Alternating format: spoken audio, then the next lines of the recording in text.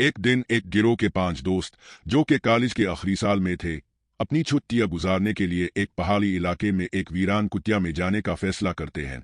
उनमें फहद, मरियम, हस्सान, नादिया और अली शामिल थे। ये एक पुरसुकून और अलहदा जगह थी, जहां वो सब परसुकून और बगैर किसी रुकावट के वक्त गुजारना चाहते थे। मगर उन सब को नहीं मालूम था कि ये सफ़र उनके लिए एक तबाह कुन तजर्बा बनने वाला था। पहुंचते ही वो जगह कदरे खौफनाक थी। कुत्या का दरवाज़ा हल्का सा आहिस्ता आहिस्ता बंद हो रहा था और अंदर का माहौल तारीकी और खामोशी से भरा हुआ था।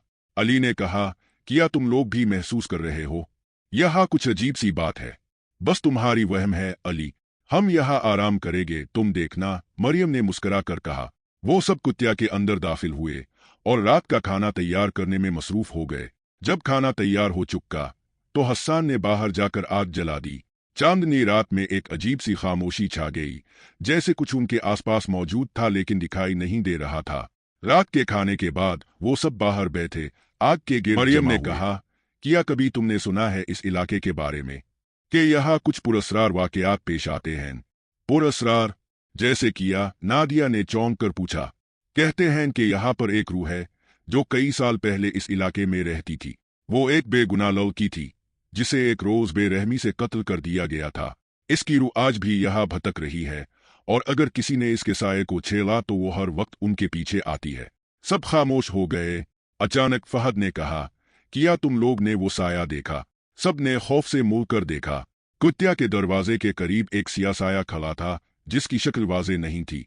वो लम्हा था जब सबका दिल दहूल उठा।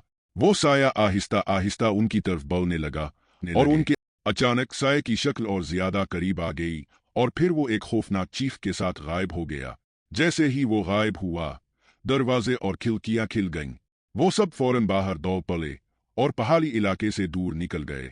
उनकी जिंदगी में वो रात एक यादगार बन गई और वो कभी भी इस इलाके का रुख ना करने का अहद कर चुके थे। इसके बाद उनके दरमियान एक सवाल हमेशा रह गया, क्या वो सच में इस लड़की की रूह से मिले थे? वो सबका वहम था? लेकिन इस सवाल का जवाब उनके दिलों में हमेशा के लिए दफन हो गया।